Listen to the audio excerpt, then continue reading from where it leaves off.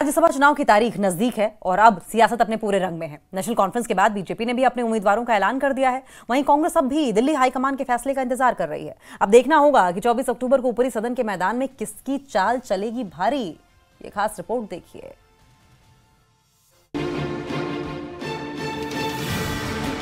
BJP ने जम्मू कश्मीर से राज्यसभा की 4 में से 3 सीटों पर अपने उम्मीदवार घोषित कर दिए हैं। प्रदेश अध्यक्ष सत शर्मा, उपाध्यक्ष राकेश महाजन और वरिष्ठ नेता डॉक्टर अली मोहम्मद मीर को पार्टी ने मैदान में उतारा है।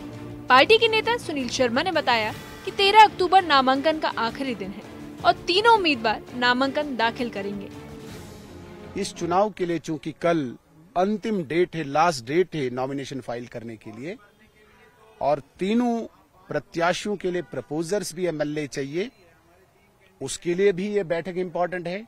और 24 की वोटिंग के लिए हमारी क्या रणनीति होगी, हमारी क्या योजना होगी, इस योजना और रणनीति के लिए इन तीनों सीटों पे अपने उम्मीदवारों को जिताने के लिए भारतीय जनता पार्टी की इंपॉर्टेंट बैठक है। बीजेपी की रणनीति पर चर्चा के लिए पार्टी के सभी 28 विधायक श्रीनगर में जुटे।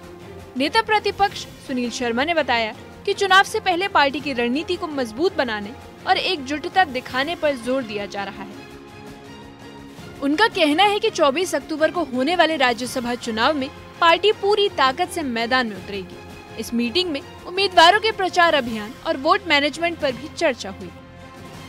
नहीं, हमारा ट्रेनिंग सेशन आज बिल्कुल नहीं है। आज सिर्फ और सिर्फ हम योजना और रणनीति 2 चीजों पे बात करेंगे, किस प्रकार से हम अपनी पार्टी को विजयी बनाएं।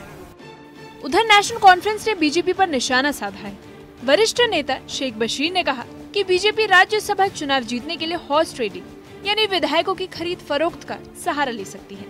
उन्होंने दावा किया है कि एनसी 3 सीटें जीतने की स्थिति में है और कांग्रेस के भी एक उम्मीदवार मैदान में उतरने की संभावना है। वरिष्ठ नेता शेख बशीर का कहना है कि जनता एनसी पर भरोसा रखती है और नतीजे इसका सबूत पेश करेंगे।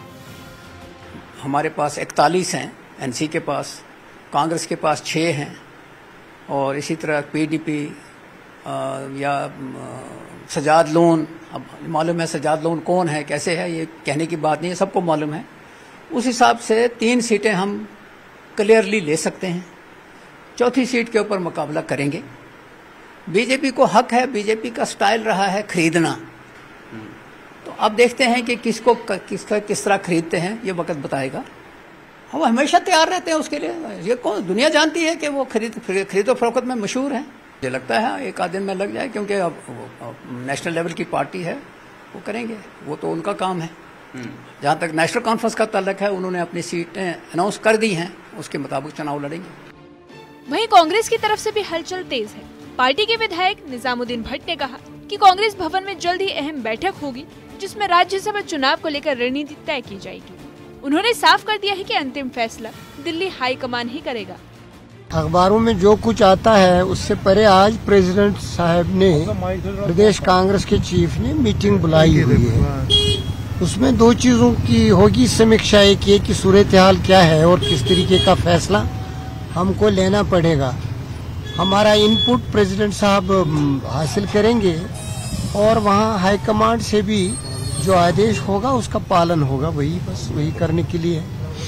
जब निजामुद्दीन भट्ट से पूछा गया कि क्या कांग्रेस को 1 सीट मिल सकती है, तो उन्होंने कहा कि इस पर अभी कुछ कहना जल्दबाजी होगी।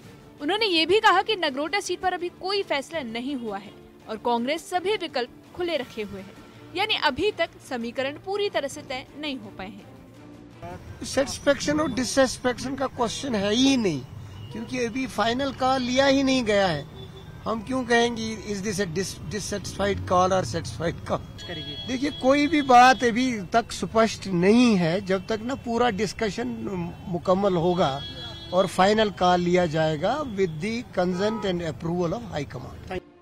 राज्यसभा की 4 सीटें और तीनों दलों की सियासी बाजी गर्म है। कहीं दांव रणनीति पर तो कहीं भरोसा गठबंधन पर।